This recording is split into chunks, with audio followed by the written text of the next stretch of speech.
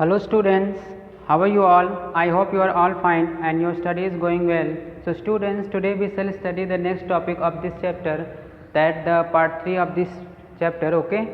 So contribution of industry to national economy, माने जो contribution of industry, जो industry है उसका क्या कंट्रीब्यूशन है राष्ट्र के अर्थव्यवस्था में, नेशनल इकोनॉमिक में, ठीक है ना। चलिए हम लोग पढ़ाई करते हैं इसके ऊपर। Over the last 2 decades, 1 decade is equal to call 10 years, 2 decades that means 20 years, ठीक है ना। Last 20 years the share of manufacturing sector, जो शेयर है, लेन देन जो होता है ना manufacturing sector, has strength eight 17% of GDP.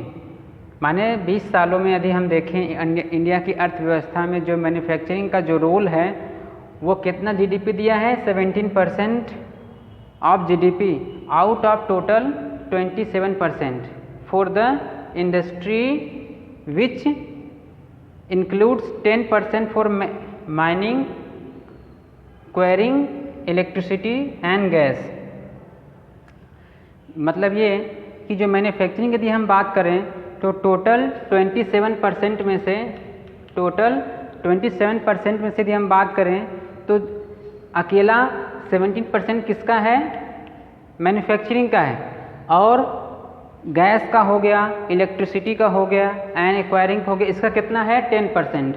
माने 10% में सब आते हैं, लेकिन अकेला मैन्युफैक्चरिंग जो ऐसा है वो कितना दे रहा है जीडीपी में, 17%। That is the very important. Total 27% में से 17% केवल कौन दे रहा है, मैन्युफैक्चरिंग दे रहा है। So this is a very important thing that we should know it about it, okay.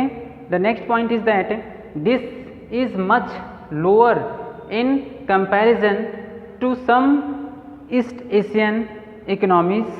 यदि हम तुलना करें कुछ एशियन इकोनॉमी से, वेयर इट इज़ 25 to 35% क्या होता है, उसका कंपैरिजन्स आता है।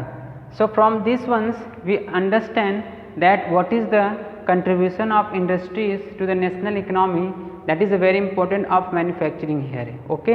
नेक्स्ट पॉइंट इसके ऊपर हम और डिस्कस करेंगे। चलिए तो पढ़ाई करते हैं next point.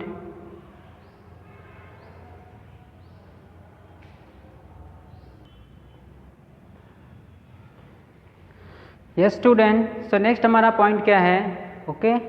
With appropriate policy intervention bye the government, government का जो एप्रोप्रिएट पॉलिसी है, इंटरवेंशन हुआ है क्या है, by the government and renewed effort by the industry to improve productivity.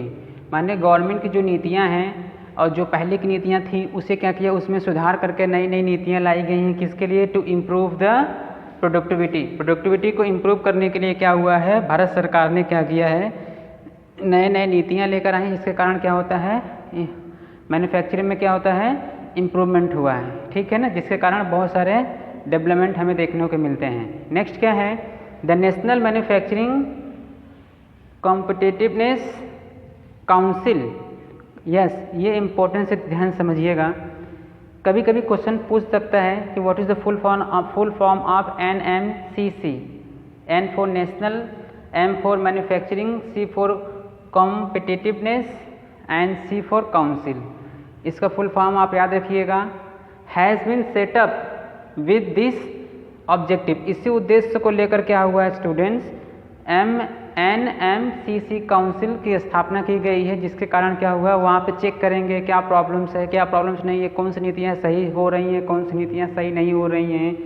इसके लिए क्या हुआ है, इस काउंसिल की स्थापना की गई है, जिसके कारण क्या होता है, उसमें यदि कोई नीतियाँ सही नहीं है तो उससे सुधार किया जाता है, रिन्यूड किया जाता है। तो इसके कारण क्या होता है स्टूडेंट्स, हमें इस तरह से यह टॉपिक क्लियर हो गया about the contribution of the industry to national economies, okay students। So I hope from this video you have much clear about that the importance of the contribution of industry to the national economy। राष्ट्र की अर्थव्यवस्था में manufacturing का क्या contribution होता है। So you have cleared it about it that in the I just taught you about that 17% is the total. Okay, so watch the video and try to understand what is the mentioning here, and you must study the book. Okay, thank you.